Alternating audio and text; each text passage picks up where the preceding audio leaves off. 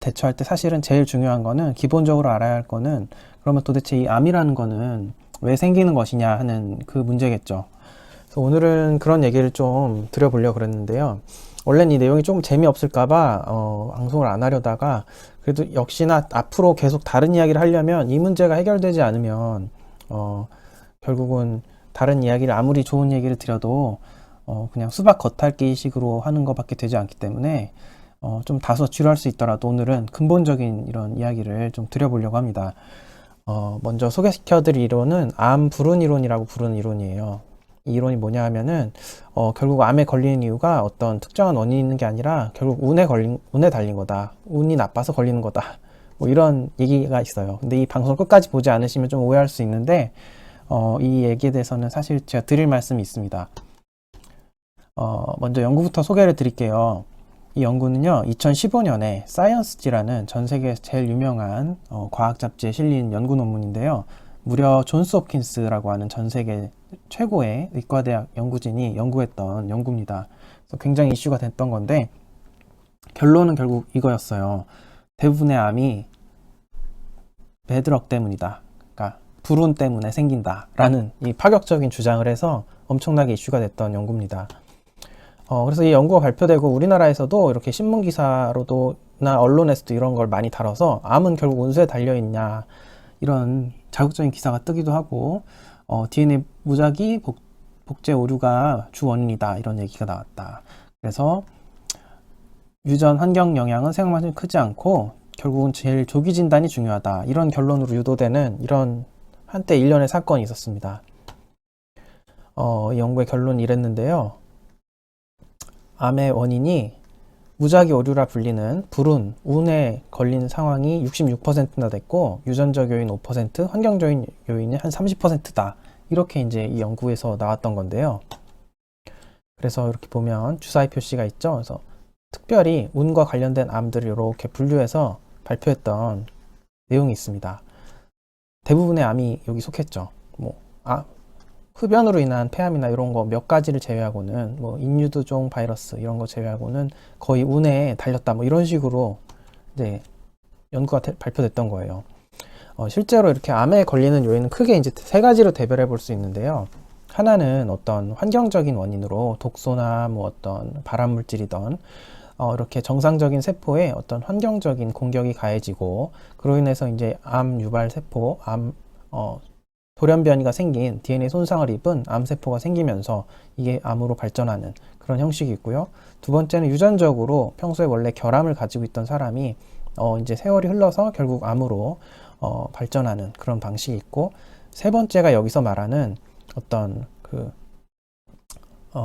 무작위 돌연변이가 축적돼서, 그러니까 우리 몸세포가 태어날 때 가지고 있던 세포가 계속 있는 게 아니잖아요. 계속해서 세포 분열을 하면서 늘 새로운 세포로 재생되고 자동으로 교체되는 시스템이 있는데, 이런 과정에서 새 세포로 계속 발생하고 교체되고 복사되고 하는 상황에서 무작위로 운이 나쁜 오류가 한번 발생했는데, 이 오류가 이제 차츰차츰 쌓여서 암세포가 될 수 있다. 이런 이론이에요. 그러니까 이렇게 세 가지 경우 중에서도 특히나 이 연구는 이 무작위 변이 오류로 하는 요게 제일 주요하게 거의 70%가 이거에 작용이다라고 하는 파격적인 주장을 했던 거죠. 그래서 실제로 암에 대한 이제 의료계의 이런 대처는 실제로 마치 이 이론을 지지하듯이 사실 현재로서는 의료 시스템은 암을 관리하는 데서 제일 이제 강조되는 거는 조기 검진이에요. 그래서 왜냐하면 이렇게 되면은 어떤 암이라는 게 예방할 수 있다거나 뭔가 원인을 찾아서 치료한다거나 이럴 수 있는 게 아니라 그냥 기본적으로 운에 달린 거기 때문에 그냥 걸리면 빨리 초반에 발견해서 조기에 치료하는 거 말고는 다른 대응이 없는 상황이 돼버리는 거죠. 그래서 이 연구 때문에 조기 진단이 중요하다는 게 이제 더 강조될 수 있는 상황이었습니다. 그래서 그런지도 모르지만 하여튼 여러 이유로 실제로 이제 현재 암을 관리하는 시스템에서 제일 강조되는 거는 결국 조기 검진, 최대한 빨리 발견해서 빨리 치료하자. 그러면 완치가 가능하고 치료율이 올라간다. 이제 이런 스탠스를 가지고 있는 형국인데요. 어쨌든 이제 여기까지 보시면 굉장히 오해가 있을 수 있지만 이 연구를 좀 자세히 이제 그동안 흐름을 한번 살펴볼게요. 이게 연구가 발표되자마자요, WHO에서 바로 반박 성명이 올라올 정도로 굉장히 논란이 있었어요. 일단 WHO에서 한 얘기를 좀 들어보면요, 지난 50년 동안 WHO에서 역학 연구를 했는데 이 연구한 내용이랑 지금 발표된 이 존스 홉킨스 팀의 연구랑 일치되지 않는다는 거예요. 어떤 면에서 그러냐 하면은 특정한 국가, 특정한 인구 집단에서 잦은 암들이 대부분 다른 인구 집단에서는 상대적으로 드물고 또 그런 패턴도 시간이 흐르면서 변해왔다. 이거를 이제 제일 큰 반박 요소로 얘기를 했어요. 예를 들어서 식도암 같은 경우는 동아프리카 남자들한테는 일반적이지만 서아프리카에서는 거의 드물고 뭐 결장 직장암은 일본에서는 예전엔 거의 없었는데 갑자기 요즘 최근 20년 동안 4배가량 증가했다. 이런 걸 어떻게 설명할 거냐 이거죠. 실제 그림을 보시면은 유방암 분포를 한번 봐볼게요. 유방암 분포에서 보면 전 세계적으로 이렇게 각각의 국가마다 지역마다 유방암 발생률 분포가 많이 차이가 납니다. 심지어 중앙아시아 쪽이랑요, 서구 유럽 쪽은 거의 3배에서 4배 가까이 차이가 나는 걸 보실 수 있어요. 그리고 이제 이거는 지금 말씀드린 내용하고는 별개지만 제가 기존에 했던 이소플라본이나 콩 관련된 이슈와도 연결되는 걸 확인하실 수 있는데, 보시다시피 이렇게 콩이나 식물성 이소플라본을 굉장히 상대적으로 유럽보다 훨씬 많이 섭취하는 아시아 쪽이 유방암이 발생률이 현저하게 더 낮은 걸 보실 수 있죠. 네. 그래서 제가 콩에 대한 그 무죄가 결론 판정됐다라고 한 이야기를 드리면서 이런 이야기도 드렸던 거예요. 실제로 이렇습니다. 네, 다시 하여튼 본론으로 넘어가면요. 전 세계 전립선암 분포 같은 걸 봐도요. 아시아 쪽보다 호주, 뉴질랜드가 심지어 17배나 높게 나올 정도로 이렇게 차이가 많아요. 근데 이렇게 차이가 많다는 게 왜 이 존스 홉킨스 연구에 대한 반박이 되냐면요. 그렇다면은 이런 지역에 사는 사람들은, 아시아 쪽 사람들은 이런 호주나 뉴질랜드 사람들보다 운이 더 좋은 거냐, 그냥 단순히. 그건 아니잖아요. 그렇게 생각할 수 없잖아요. 네. 뭐 이렇게 지역별로 암의 분포가 다른 게 뭐 이 나라 사람들은 운이 나쁜 거고 이쪽 사람들은 운이 좋은 거고 이렇게 생각할 수 있는 게 아니라는 거죠. 그래서 이건 중요한 차이가 되고, 실제로 뭐 지금 현재 그 오존층 파괴랑 이런 자외선 문제가 있는 오스트레일리아, 호주나 뉴질랜드 같은 경우는 이렇게 피부암도 엄청나게 높잖아요. 예. 이런 게 뭐 호주, 뉴질랜드 사람들이 운이 나빠가지고 피부암이 많이 걸리고, 뭐 다른 나라, 아시아나 이런 곳은 운이 좋아서 암이 별로 없거나 이런 건 아니잖아요. 그러니까 그런 얘기입니다. WHO에서는 그래서 그런 얘기를 한 거고, 실제로 시대에 따른 발병률을 봐도 1970년대부터 지금까지 암이 계속해서 모든 암에서 엄청나게 증가 중인데, 그럼 뭐 과거에 70년대 사람들은 운이 좋았던 사람들이고 현대인들은 운이 더 나쁜 사람들이냐, 뭐 나쁜 짓을 했냐, 그건 아니잖아요. 예. 그런 것 때문에 결국 그 연구는 정당화될 수 없다, 이제 이렇게 반박이 나왔고, 이제 사이언스지가 굉장히 유명한 과학 잡지라면 네이처지도 굉장히 유명한 과학 잡지잖아요. 그래서 그 네이처지에서 또 반박 연구 논문이 나왔어요. 그래서 그게 뉴스로도 이렇게 파졌는데, 어쨌든 이렇게 외국 언론에서 나온 기사 제목을 보면은 암이 불운에 의한 게 아니다, 환경으로 인한 거다, 이렇게 얘기를 다시 하는 연구가 나왔습니다. 이게 네이처지에 실렸던 실제 연구고요. 네, 보시면 이게 요약하면 보니까 줄기세포가 분할하는 유사하게 분할하는 그 수준이 비슷한 조직에서도 암 위험도가 차이가 굉장히 크게 났다. 그러니까 비슷하게 세포가 계속 반복 재생되고 복사되는 곳에서도 암 위험도가 그럼 비슷해야 되는데, 존스 홉킨스 주장대로라면. 근데 알고 보니까 차이가 굉장히 많이 나더란 거죠.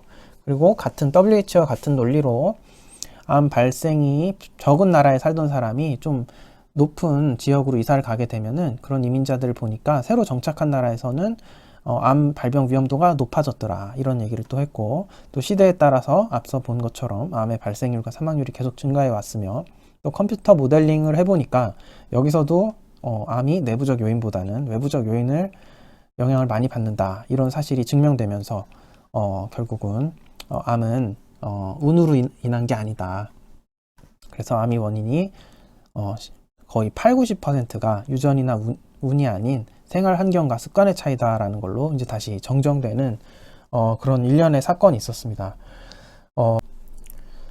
네, 그래서 이런 발표들이 나고 이제 너무 이슈화가 되니까 사실은 사이언스에 발표했던 처음 존스 홉킨스 팀이 나중에 이에 대한 정정 보도를 하고 정정을 얘기를 합니다. 자기들이 이런 기존의 연구가 이런 한계가 있었고 뭐 그런 부분이 있었다 뭐 이러면서 이제 이렇게 일단락 됐는데요. 근데 이게 문제가 뭐냐 하면 제가 이게 벌써 굉장히 2015년이면 꽤 시간이 오래된 연구잖아요. 근데 제가 꽤 최근이라고 할 수 있는 2년 전 코로나가 터지기 전에 갔던 우리나라에서 제일 큰 암학회에서 이 불운 이론을 다루면서 조기 진단이 중요하고 그렇기 때문에 이제 최근에 엄청 새로운 뭐 혈액만으로도 암을 진단한다거나 이런 기술들이 나오고 있잖아요. 그래서 이런 암 진단 기술이 발전하고 있다 이런 거를 이제 발표하는 거를 제가 들은 적이 있어요. 근데 물론 거긴 계시는 선생님들이 대부분 이제 이런 전반적인 상황은 이해하고 있었겠지만 어쨌든 그런 내용을 발표하는 연자가 있었는데 거기서 이제 그거에 대한 이제 반박을 하는 사람은 없었거든요. 저는 거기 참여하는 상태에서 조금 답답하긴 했는데 네.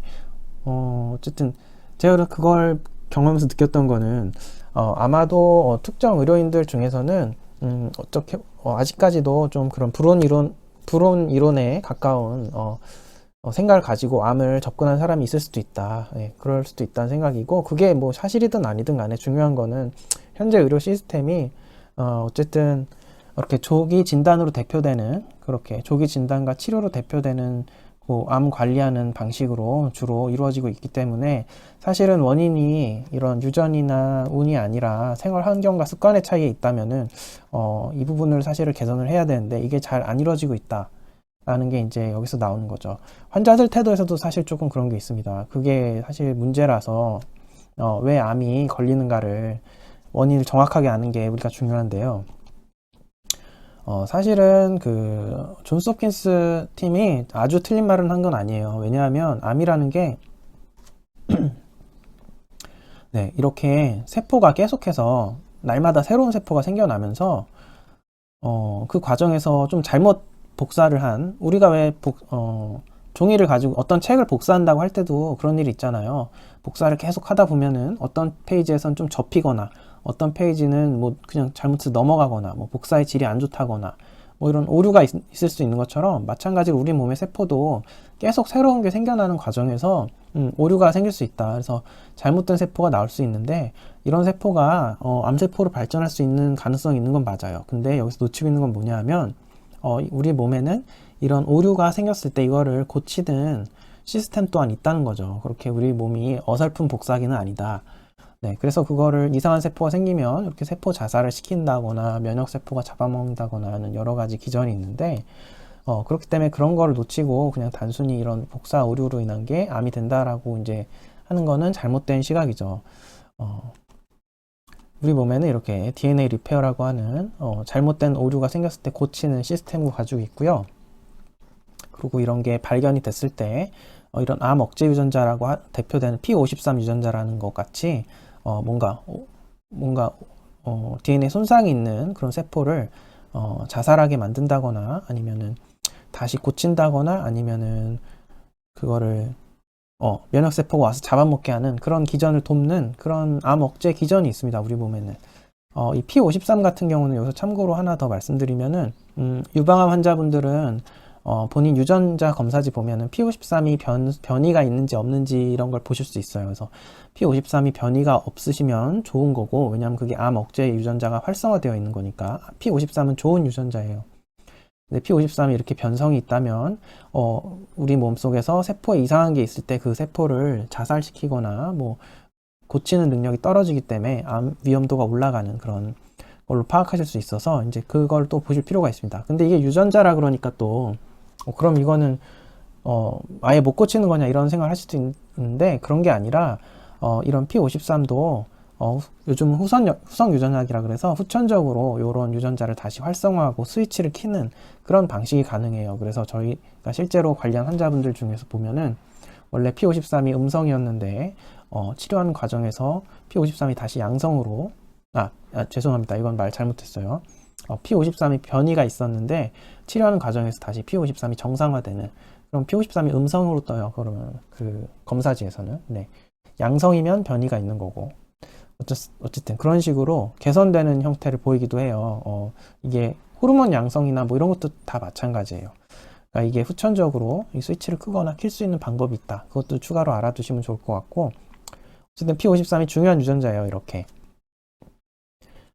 코끼리 같은 경우는 세포수가 엄청 많잖아요. 그러니까 만일에 이게 뭐 복사집 문제로 그냥 접근을 하자면 복사 오류가 책이 엄청 두꺼운 거니까 복사 오류가 생길 확률이 훨씬 높은 건데 사람보다 훨씬 암에 잘 안 걸리거든요. 그 이유는 코끼리 같은 경우는 이 P53 유전자가 사람보다 엄청나게 많이 활성화돼 있고 많다, 개수도 많다라고 알려져 있어요.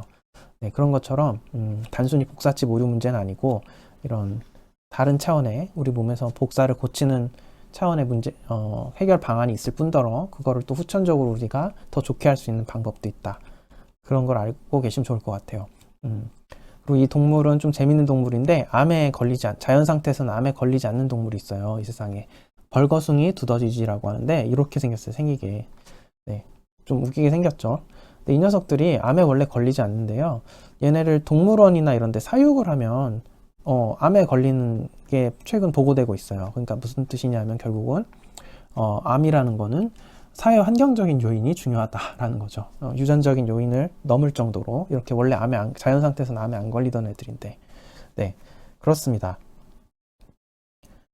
그래서 결국은 이 말씀을 드리려고 한 거예요. 그래서 암이라는 것도 그렇고 사실 대부분의 만성 질환은 어떤 건강하던 사람이 운이 나빠서 갑자기 질병으로 확 넘어가는 이런 형식으로 발생하는 게 아니라 건강하던 사람이 어떤 차츰차츰 어떤 사회 환경적 문제이던 본인 생활 습관의 문제이던 어떤 중간 과정을 통해서 질병으로 넘어간다.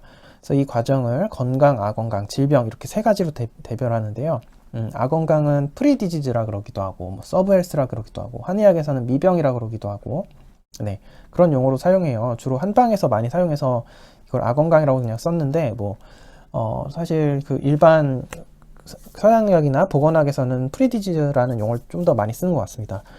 네, 어쨌든 그 개념이 조금씩 다르지만 중간 과정이 있다는 것은 모두가 이제 동의하는 부분인데 이렇게 완전히 질병으로 진단되기 전 단계에 요 불편한 상황이 있는 이 아건강 상태가 있다는 거고 결국은 요 아건강 상태가 해결이 돼야지 질병의 뿌리가 되는 사회환경 유전, 사회환경 그리고 개인의 생활습관 같은 질병의 뿌리가 되는 부분이 해결이 돼야지 절대적인 질병의 문제가 해결이 된다.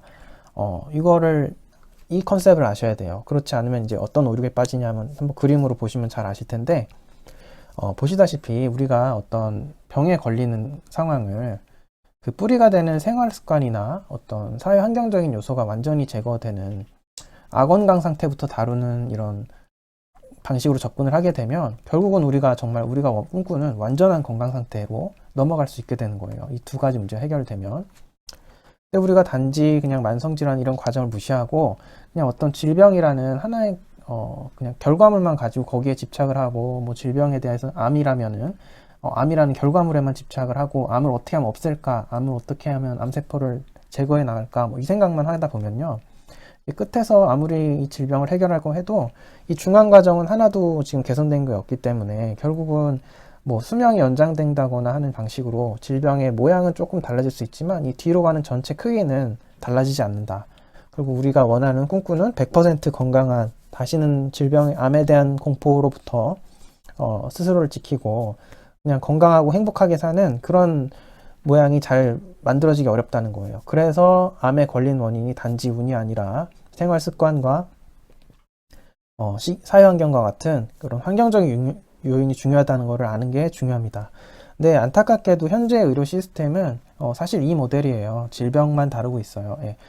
이거는 뭐 양방이든 한방이든 사실 비슷한 상황이라고 할 수 있습니다. 그래서 이 아건강 상태는 이제 결국 환자 몫으로 넘어가고 사회 몫으로 넘어간 상태인데 그렇기 때문에 이제 사실 환자분들이 좀 주도적으로 자신의 건강을 관리할 필요가 있어요.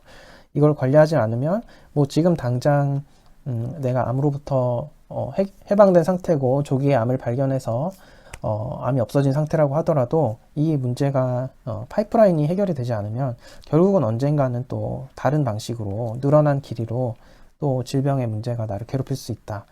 그러니까 이 문제를 내가 오히려 나를 새롭게 바꾸는 전화 이복의 기회로 삼으려면 이 뿌리가 되는 이 부분을 해결해야 되고, 실제로 전체 암의 8, 90%는 사회 환경과 생활 환경, 이런 후천적인 영향을 많이 받는다. 그거를 생각하셔야 될 것 같습니다. 실제로 조기 진단도요, 그래서 그렇게 답이 되지 않고 있어요. 보면은 조기 진단으로 인해서 암을 이렇게 초기에 진단한 비율이 엄청나게 늘어나면서 암 진단 건수는 엄청나게 늘어났거든요. 근데 이 조기 진단을 했지만 전체 암 사망률은 전혀 줄지 않았다. 그래서 이게 옥스퍼드 저널에서 예전에 나왔던 건데, 이런 게 사실 조기 진단이 꼭 답이다라고 할 수 없다는 게 의학계 내에서도 이미 얘기가 나오고 있어요. 그래서 아까 그 암 조기 진단을 해야 된다는, 그게 제가 삼성병원에 있던 안내 자료를 가지고 온 건데, 거기에도 뒤에 보면 이런 얘기가 나오죠. 암 조기 검진의 한계점으로 결국은 환자의 개인 건강 습관이 가장 중요함을 잊어서는 안 됩니다. 흡연, 음주, 운동 부족, 영양 문제, 안전의식 소홀 등에 대한 1차적인 예방이 질병의 조기 발견을 위한 선별 검사보다 훨씬 중요한, 국민 건강 수준을 향상시키는 훨씬 중요한 전제 조건입니다. 이런 얘기를 하고 있고, 건강 검진이 항상 건강을 좋게 하지는 않습니다. 선별 검사가 오히려 신체적, 정신적, 사회적 해를 끼칠 수도 있습니다. 하는 얘기를 하고 있어요. 즉, 검사에 따른 비용, 부작용, 그리고 그로 인한 불안, 그리고 검진에 걸리는 시간, 또 비정상 혹은 위험 요인이라는 판정 결과의 심리적인 영향, 혹은 반대로 병이 없다는 그릇된 안심감 등이 문제가 될 수 있습니다. 또 일반 인구를 대상으로 한 선별 검사가 항상 정확한 게 아니라 암이 아닌데도 암이라고 진단하는 사례가 많기 때문에, 이런 경우는 환자들이 불필요한 심리적 부담을 느낄 수도 있습니다. 네. 그래서 암 조기 검진은 발생률과 사망률이 높은 암을 대상으로 효과적인 치료 방법이 있을 때, 그리고 안전하고 저렴한 비용에 효과적인 검사 방법이 있을 때 이렇게 권하는 게 좋다. 이렇게 결론을 내고 있어요. 네. 그러니까 이 부분은 사실은 어쩔 수 없이 현대 의료 시스템은 이런 1차적인 예방 활동은 각 개인의 몫으로 두고 있는 상태입니다. 의료는 이제 그런 것까지 책임져주는 상태는 아니에요. 그래서 결국은 그러면 환자분들이 이제 암으로부터 완전 해방이 되고 싶다. 그러면 뭘 해야 되냐? 의료에만 의지해서는 답이 아니라는 거예요. 그래서 어떤 환자분들 보면은 나는 의사 선생님이 시키는 것만 할 거고 딴 건 안 할 거다라고 하시는데, 그것도 좋은 생각이지만 물론, 근데 의학만 믿고 있는다고 건강 문제가 해결되지는 않을 거라는 거죠. 네, 그래서 그 원인을 알면 이제 조금 더 내가 해야 된다는 필요성들이 생기는 겁니다. 그래서 원인이 그렇다. 그래서 원인이 중요한 거죠. 그리고 이제 이 조기검진 얘기가 나온 김에 또 얘기를 드리면은, 특별히 이제 본인이 연세가 엄청나게 많으시거나, 만일 이제 저도 이제 그런 고민을 하거든요. 뭐 저희 부모님을 암 검사를 해야 되냐 안 해야 되냐. 결국은 이제 늦은 나이에 정기 검진을 하거나 병원 검진을 받는다는 거는 보통은 이제 암을 발견하기 위한 건데요. 근데 그분이 이제 너무 고령이고 특별히 이제 항암이나 수술이나 이런 치료를 할 생각이 본인에게 없다면은 그런 분들은 사실 암을 이제 너무 조기에 발견해서 불안에 생기는 게 오히려 좋지 않을 수도 있다. 불안만 생길 뿐. 예. 그러니까 그런 것도 고려는 하는 게 좋다. 암이라는 걸 대할 때 무조건 초기에 발견해서 무조건 빨리 수술하고 이런 게 좋은 거냐에 대해서도 상황에 따라 조금 다를 수 있다. 그런 생각을 해야 되고요. 그리고 또 나이가 올라갈수록 암이 진행되는 속도도 늦어지는 경향이 있는 게 사실이니까, 네, 그런 것도 고려를 해서, 네, 무조건 의학에만 의지할 게 아니라요. 차라리 그럴 노력을 어떤 병원을 다닐 노력만 생각하지 말고, 의학에만 투자할 그런 노력과 시간과 비용을 가지고 조금 더 내 건강을 주도적으로 관리하고 어떻게 하면 나 스스로를 더 나아지게 할 수 있을까 하는 그런 것들을 계속해서 염두에 두시는 게 사실은 더 근본적인 해법입니다. 더 중요하고요. 실제 여기서도 1차 예방이 제일 중요하다. 잊어서는 안 된다. 병원에서 얘기하고 있는 이야기예요. 그럼 이런 게 실제로 가능하냐 하는 걸 한번 볼까요? 네, 실제로 현대에도 그렇지만 과거에도 이런 자료가 엄청 많은데요. 이게 최근에 방영된 다큐멘터리가 있어서, 그래도 꽤 최근이죠. 한 4년 전이니까 이 얘기를 해드려 보려고 그래요.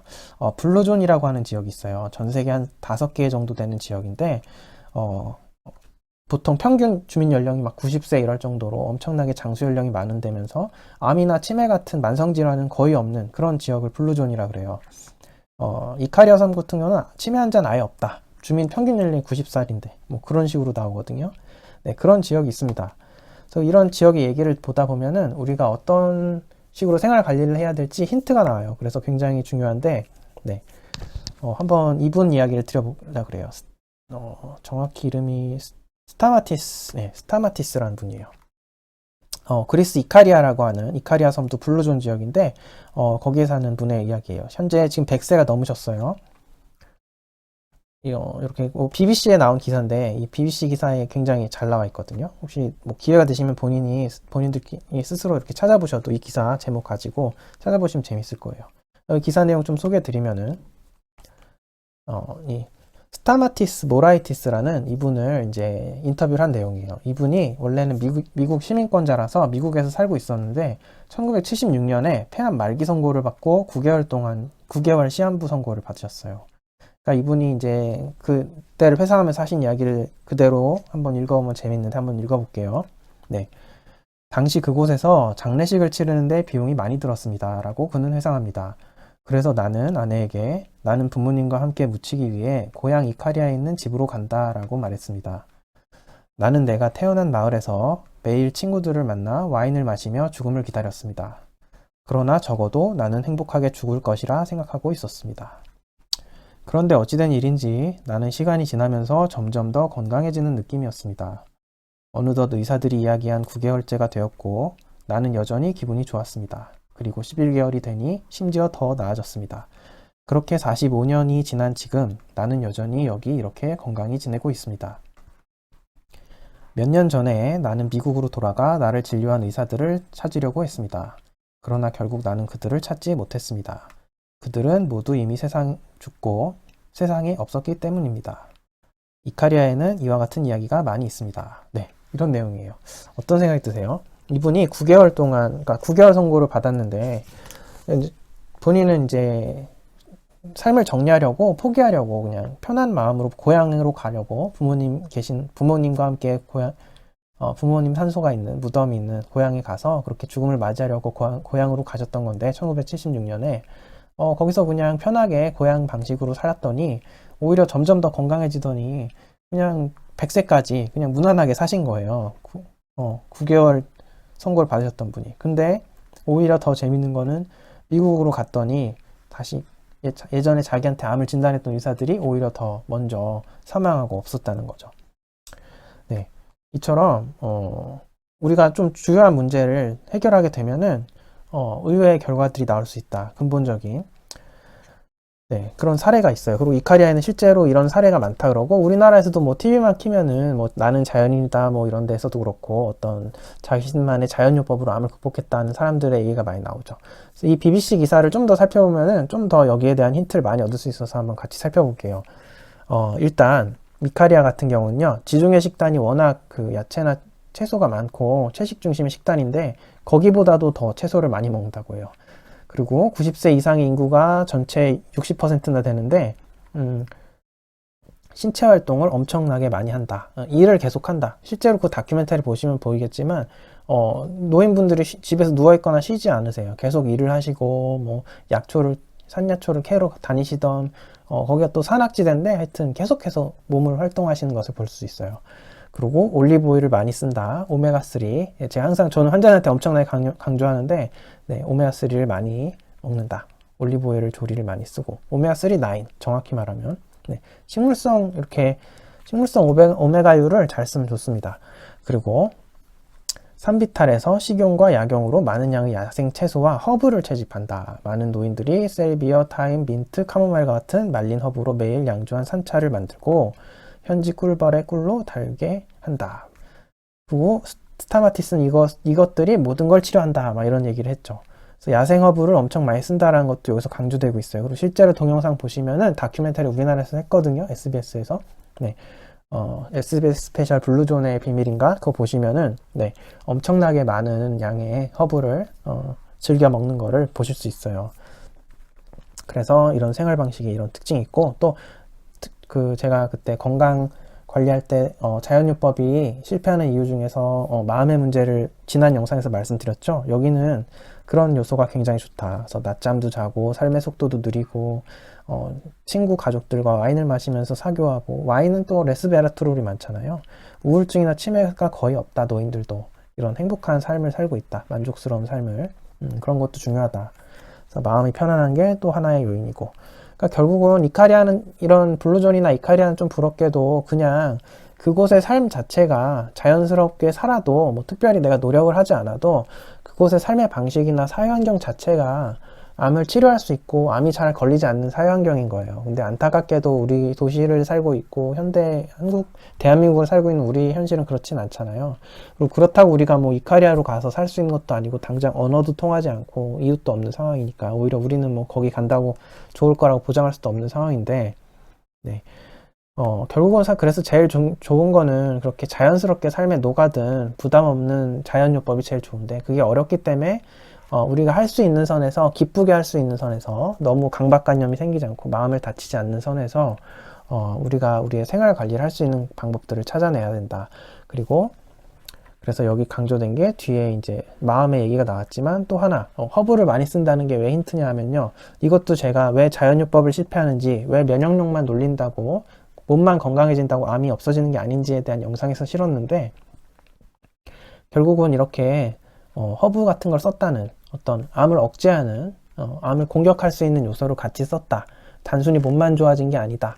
그런 부분이 또 포인트예요. 그래서 제가 한의사라서 꼭 허브를 강조하거나 이러는 게 아니라, 실제 이런 자연에 보면은 꼭 한의학제가 아니더라도 식품과 유사하거나 정말 안전하게 쓸 수 있는, 일반인들도 안전하게 쓸 수 있는 것들 중에서도 이런 항암에 특화된 기능성을 가진 식재료들이나 뭐 허브들이 굉장히 많아요. 그래서 그런 암을 공격할 수 있고 암 억제 유전자를 활성화할 수 있는 그런 걸 같이 쓰는 게, 단순히 면역만 높이겠다는 그런 생각으로 접근하는 자연요법보다 더 효과적이다라는 걸 또 그때 얘기 드린 거죠. 그래서 이 얘기를 여기서도 확인할 수 있습니다. 실제로 이렇게 P53이 암을 억제하는 유전자라 그랬잖아요. 근데 이런 P53도 이걸 활성화할 수 있는 뭐 여러 가지 천연 물질들이 많이 있습니다. 뭐 프로폴리스, 인삼, 뭐 진세노사이드, 뭐 이런 게 다 이런 거예요. P53을 활성화하고, 예, 그런 기능들이 있어요. 네. 그래서 이런 연구들도 굉장히 많이 되어 있어서 암 억제 유전자를 활성화시킨 허브에 대한 연구들도 굉장히 많이 나와 있고, 저도 이런 걸 참고해서 암 환자를 진료할 때 이제 활용하는 거예요. 그 사람 상태에 맞게. 보시면 뭐 P53도 활성화하고 효과적인 허브들이 뭐 푸텐, RB, APC 등등 이런 암을 공격할 수 있는 유전자를 활성화시킬 수 있다. 이런 연구들이 계속해서 나오고 있습니다. 이렇게 뭐 보면은 암의 이런 복잡한 기전에서 각각의 커큐민, 레스베라트롤, EGCG 녹차에 있는 거죠. 뭐 이런 것들이 라이코펜, 토마토의 라이코펜, 그 양파의 퀘르세틴, 뭐 레스베라트롤, 제니스테인, 제가 그때 말씀드린 콩이나 이소플라본에 많은, 콩과 같은 것에 많은 식물성 여성 호르몬 성분이죠. 이런 것들이 이렇게 중간에서 암을 차단할 수 있는 기전들이 많이 있다. 암을 공격할 수 있고 암 억제 유전자를 활성화할 수 있는 기능이 많이 있다. 이런 것들이 많이 밝혀져 있어요. 그래서 사실 제가 유방 환자들 대상으로는 초기에 그 제니스테인, 이소플라본으로 대표되는 식물성 여성 호르몬을 무기로서 제시를 한 거예요. 단순히 면역력만 생각하는 게 아니라 어떤 암에 대한 실제적인 치료적인 효과로 접근하는 걸로 무기로서 일단 제가 그런 식물성 여성 호르몬을 강조드려서 처음 영상에 그런 거를 올려드렸던 거죠. 네, 그래서 이런 부분을도 알고 계시면 좋다. 네, 그렇습니다. 그러니까 이제 식사를 하실 때도요, 이런 기능성 식품들을 본인이 가진 그런 음식하고 잘 어울릴 수 있는 방향으로 자꾸 생각을 해보세요. 뭐 커큐민은 강황에 많고, 레스베라트론, 포도 이런 데도 있지만, 뭐 견과류에도 있고, 알로에 이런 거에도 있고, 초콜릿에도 있고, 다크 초콜릿. 네, 그렇습니다. 베르베린, 뭐 황련 이런 데 많고, 케르세틴은 양파. 뭐 그런 것들을 잘 활용할 수 있는 방법을 자꾸 생각해 보시라고, 네, 그런 말씀을 드리고 싶고요. 결국은 오늘 이렇게 불운 이론부터 전반적인 내용들을 말씀드린 이유는, 일단 불운 이론은 그 내용은 틀렸지만 내용이 틀린 이론이지만, 심지어 제가 2년 전에 암학회를 갔을 때도 그런 발표들이 있었을 정도로 아직은 어떤 의료인들 중에서는 그런 관점으로 암을 접근하시는 분들이 있을 수도 있다. 전문가들 분들 중에서는. 네, 그렇기 때문에 그분들이 뭐 암에 걸렸으면 뭐 어쩔 수 없지. 일단 할 수 있는 의료적인 처치만 최대한 열심히 해보세요. 뭐 이렇게 조언을 할 수도 있는데, 사실은 근데 그거는 그분들의 좀 개인적인 관점일 수 있고, 아마 사실은 아닐 거다라는 거고, 네, 사실은 아니다라는 거죠. 여태까지 증거가 많이 나왔으니까. 그래서 결국은 환경적인 요인이든 사회적 요인이든 본인의 생활 습관이든 결국은 조금 의료 외적인 요인들이 어떻게 보면 더 중요하다. 그렇기 때문에 저도 이렇게 뭐 여러 가지 뭐 식품 문제라던가 여러 가지 주제를 가지고 유튜브를 통해서 좀 다루려고 하는 거고, 좀 어떻게 보면 상식적으로 알고 있는 건데 한번 좀 다시 생각해 보시라고. 그래서 결국 병원만 다닌다고 해결된 문제가 아니라 스스로 내 건강을 가꾸고 좀 더 노력할 수 있는 것들을 점점 업그레이드를 해야 된다. 그런 거를 말씀드리려고 이렇게 방송을 하게 됐고요. 아무쪼록 너무 스트레스는 받지 않는 범위에서 내 삶을 좀 더 건강하고 행복하게 할 수 있는 방식으로 점점 더 노하우를 쌓으시고 하루하루 나아지는 그런 삶을 살아내실 수 있기를, 네, 정말 간절히 응원하겠습니다. 네.